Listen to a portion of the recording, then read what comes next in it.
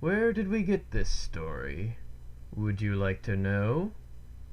We got it from the basket that the waste paper is thrown into.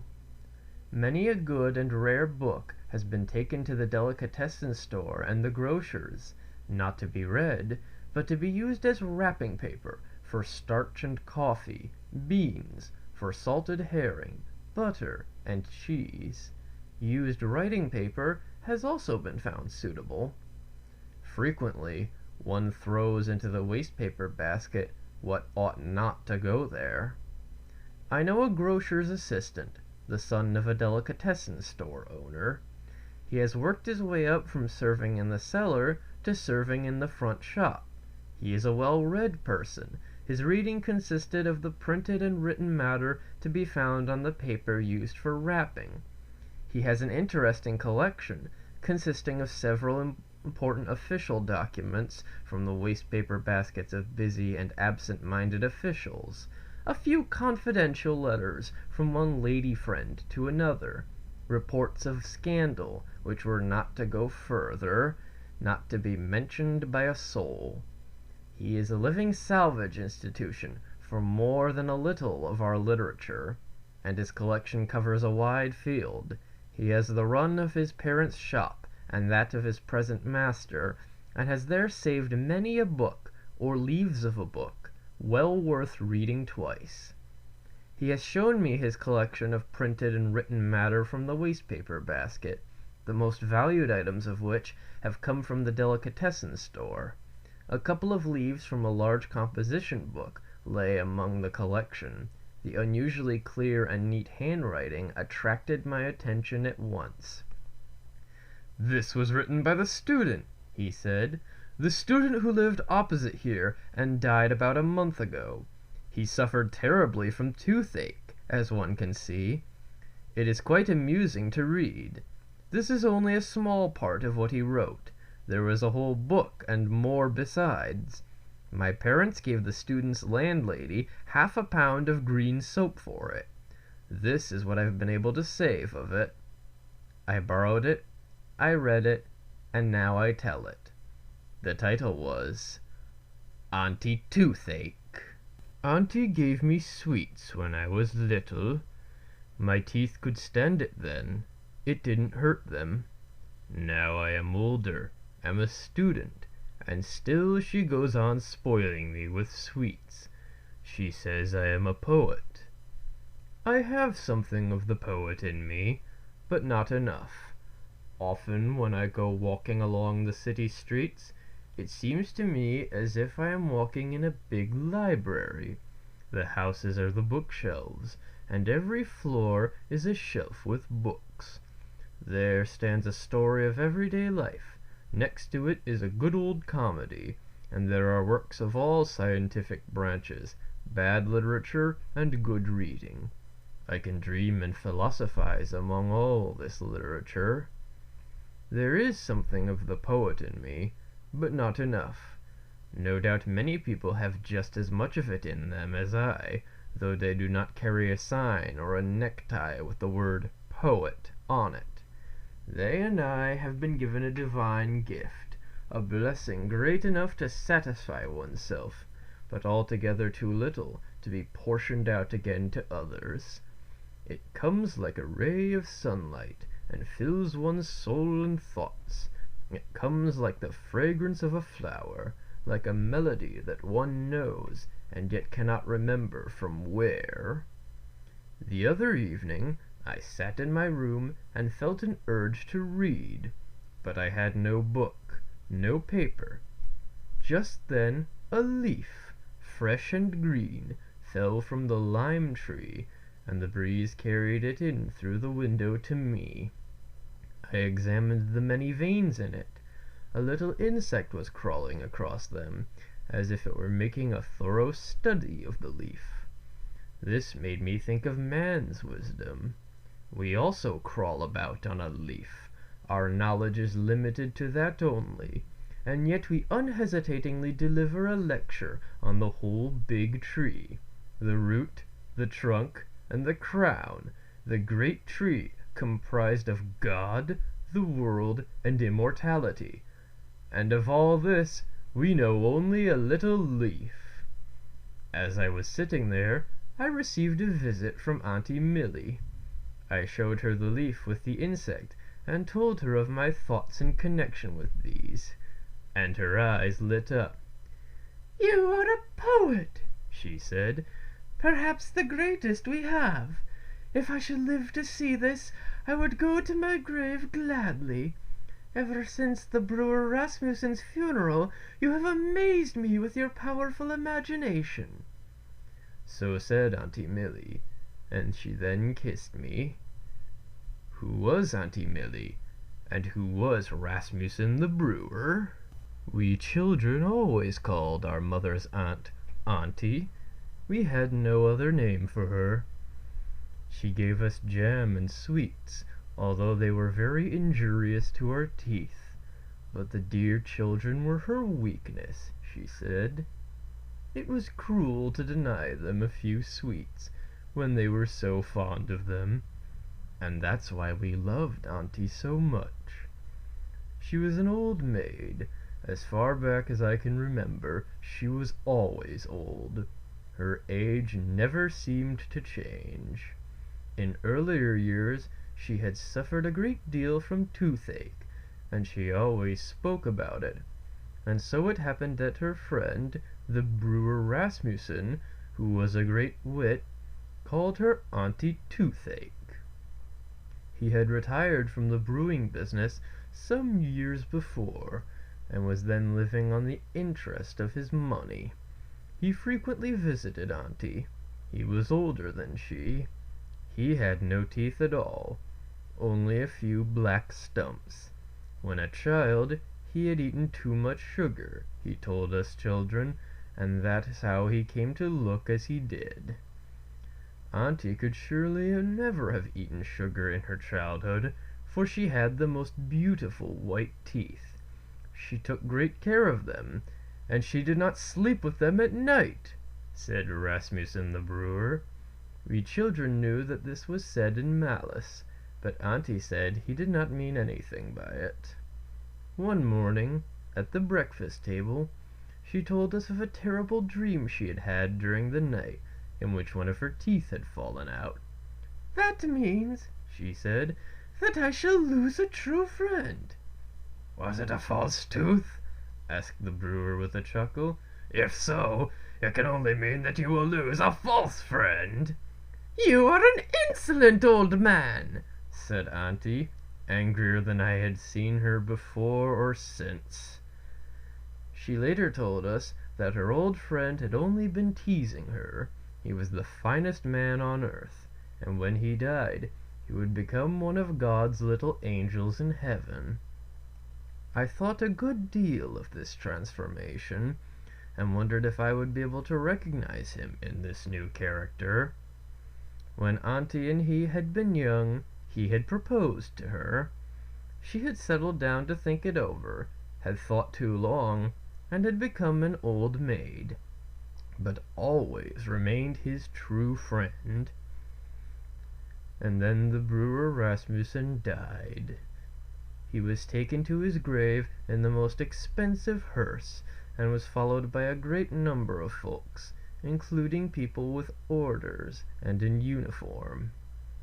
Auntie stood dressed in mourning by the window, together with all of us children, except our little brother, whom the stork had brought a week before. When the hearse and the procession had passed and the street was empty, Auntie wanted to go away from the window, but I did not want to. I was waiting for the angel, Rasmussen the brewer. Surely he had now become one of God's winged little children and would appear. "Auntie," I said, "don't you think that he will come now? Or that when the stork again brings us a little brother, he'll then bring us the angel Rasmussen?" Auntie was quite overwhelmed by my imagination, and said, "That child will become a great poet." And this she kept repeating all the time I went to school, and even after my confirmation, and yes, still does now that I am a student. She was, and is, to me the most sympathetic of all friends, both in my poetical troubles and my dental troubles, for I have attacks of both. "Just write down all your thoughts," she said, "and put them in the table drawer. That's what Jean Paul did. He became a great poet, though I don't admire him. He does not excite one. You must be exciting. Yes, you will be exciting." The night after she said this, I lay awake, full of longings and anguish, with anxiety and fond hopes to become the great poet that Auntie saw and perceived in me.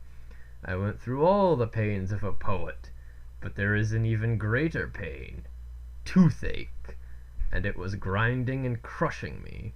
I became a writhing worm, with a bag of herbs and a mustard plaster. "I know all about it," said Auntie. There was a sorrowful smile on her lips, and her white teeth glistened. But I must begin a new chapter in my own and my aunt's story. I had moved to a new flat, and had been living there a month. I was telling Auntie about it. I live with a quiet family. They pay no attention to me, even if I ring 3 times. Besides, it is a noisy house, full of sounds and disturbances caused by the weather, the wind, and the people. I live just above the street gate. Every carriage that drives out or in makes the pictures on the walls move about. The gate bangs and shakes the house as if there were an earthquake. If I am in bed, the shocks go right through all my limbs, but that is said to be strengthening to the nerves. If the wind blows, and it is always blowing in this country, the long window hooks outside swing to and fro, and strike against the wall. The bell on the gate to my neighbor's yard rings with every gust of wind. The people who live in the house come home at all hours, from late in the evening until far into the night. The lodger just above me, who in the daytime gives lessons on the trombone, comes home the latest, and does not go to bed before he has taken a little midnight promenade with heavy steps and in iron-heeled shoes. There are no double windows. There is a broken pane in my room, over which the landlady has pasted some paper, but the wind blows through the crack despite that, and produces a sound similar to that of a buzzing wasp. It is like the sort of music that makes one go to sleep. If at last I fall asleep, I am soon awakened by the crowing of the cocks. From the cellarman's hen-coop the cocks and hens announce that it will soon be morning. The small ponies, which have no stable, but are tied up in the storeroom under the staircase, kick against the door and the paneling as they move about. The day dawns. The porter, who lives with his family in the attic, comes thundering down the stairs. His wooden shoes clatter, the gate bangs, and the house shakes. And when all this is over, the lodger above begins to occupy himself with gymnastic exercises. He lifts a heavy iron ball in each hand, but he is not able to hold on to them, and they are continually falling onto the floor, while at the same time the young folks in the house, who are going to school, come screaming with all their might. I go to the window and open it to get some fresh air, and it is most refreshing, when I can get it, and when the young woman in the back building is not washing gloves and soap suds, by which she earns her livelihood. Otherwise, it is a pleasant house, and I live with a quiet family. This was the report I gave to Auntie about my flat, though it was livelier at the time, for the spoken word has a fresher sound than the written. "You are a poet!" cried Auntie. "Just write down all you have said, and you will be as good as Dickens. Indeed, to me, you are so much more interesting. You paint when you speak. You describe your house so that one can see it. It makes one shudder. Go on with your poetry. Put some living beings into it. People, charming people, especially unhappy ones." I wrote down my description of the house as it stands, with all its sounds, its noises, but included only myself. There was no plot in it. That came later. It was during winter time, late at night, after theater hours. It was terrible weather. A snowstorm raged so that one could hardly move along.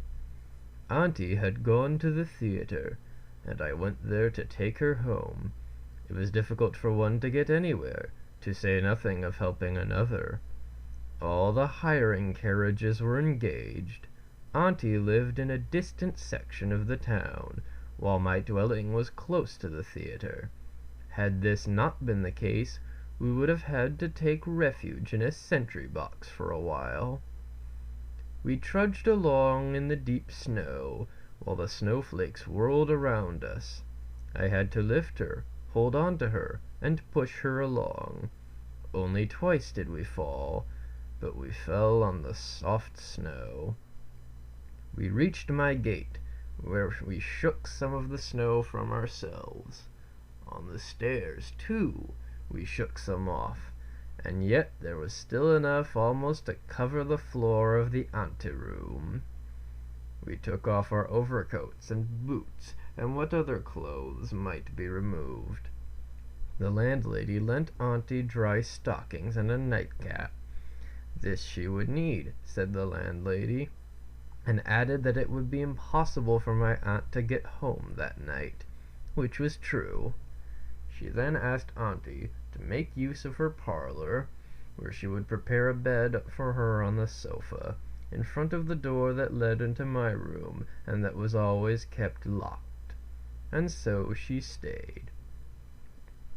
The fire burned in my stove, the tea urn was placed on the table, and the little room became cozy, if not as cozy as Auntie's own room, where in the winter time there are heavy curtains before the door, heavy curtains before the windows, and double carpets on the floor, with 3 layers of thick paper underneath. One sits there as if in a well-corked bottle, full of warm air. Still, as I have said, it was also cozy at my place, while outside the wind was whistling. Auntie talked and reminisced. She recalled the days of her youth. The brewer came back. Many old memories were revived. She could remember the time I got my first tooth, and the family's delight over it. My first tooth! The tooth of innocence, shining like a little drop of milk. The milk tooth! When one had come, several more came, a whole rank of them, side by side, appearing both above and below, the finest of children's teeth, though these were only the vanguard, not the real teeth, which have to last one's whole lifetime. Then those also appeared, and the wisdom teeth as well, the flankmen of each rank, born in pain and great tribulation. They disappear too, sometimes every one of them.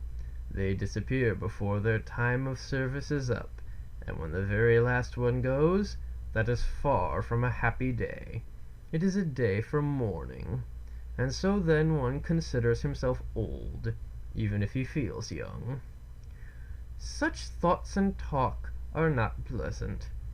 Yet we came to talk about all this. We went back to the days of my childhood, and talked and talked. It was 12 o'clock before Auntie went to rest in the room nearby. "Good night, my sweet child," she called. "I shall now sleep as if I were in my own bed." And she slept peacefully. But otherwise, there was no peace either in the house or outside. The storm rattled the windows, struck the long dangling iron hooks against the house, and rang the neighbor's backyard bell. The lodger upstairs had come home. He was still taking his little nightly tour up and down the room. He then kicked off his boots and went to bed and to sleep. But he snores so that anyone with good ears can hear him through the ceiling. I found no rest, no peace. The weather did not rest either. It was lively. The wind howled and sang in its own way. My teeth also began to feel lively, and they hummed and sang in their way. An awful toothache was coming on. There was a draught from the window. The moon shone in upon the floor. The light came and went as the clouds came and went in the stormy weather. There was a restless change of light and shadow, but at last the shadow on the floor began to take shape. I stared at the moving form, and felt an icy cold wind against my face. On the floor sat a figure, thin and long, like something a child would draw with a pencil on a slate, something supposed to look like a person, a single thin line forming the body, another 2 lines the arms, each leg being but a single line, and the head having a polygonal shape. The figure soon became more distinct. It had a very thin, very fine sort of cloth draped about it, clearly showing that the figure was that of a female. I heard a buzzing sound. Was it she or the wind which was buzzing like a hornet through the crack in the pane? No, it was she, Madame Toothache herself, her terrible highness, Satania Infernalis. God deliver and preserve us from her! "It is good to be here," she buzzed. "These are nice quarters, mossy ground, thinny ground. Gnats have been buzzing along here with poison in their stings, and now I am here with such a sting. It must be sharpened on human teeth. Those belonging to the fellow in bed here shine so brightly. They have defied sweet and sour things, heat and cold, nutshells and plumstones. But I shall shake them, make them quake, feed their roots with draughty winds, and give them cold feet." That was a frightening speech. She was a terrible visitor. "So you are a poet," she said. "Well, I'll make you well versed in all the poetry of Toothache. I'll thrust iron and steel into your body. I'll seize all the fibers of your nerves." I then felt as if a red-hot awl were being driven into my jawbone. I twisted and writhed. "A splendid set of teeth," she said. "just like an organ to play upon. We shall have a grand concert with Jews' harps, kettle drums, and trumpets, piccolo flute, and a trombone in the wisdom tooth. Grand poet, grand music." And then she started to play. She looked terrible, even if one did not see more of her than her hand, the shadowy, gray, ice-cold hand, with the long, thin, pointed fingers. Each of them was an instrument of torture.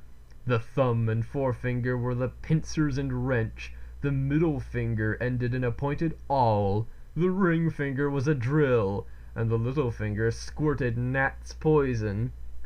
"I am going to teach you meter," she said. "A great poet must have a great toothache. A little poet, a little toothache." "Oh, let me be a little poet," I begged. "Let me be nothing at all. And I am not a poet. I have only fits of poetry, like fits of toothache. Go away! Go away!" "Will you acknowledge, then, that I am mightier than poetry, philosophy, mathematics, and all the music?" she said. "Mightier than all those notions that are painted on canvas or carved in marble. I am older than every one of them. I was born close to the Garden of Paradise, just outside, where the wind blew and the wet toadstools grew. It was I who made Eve wear clothes in the cold weather, and Adam also. Believe me, there was power in the first toothache."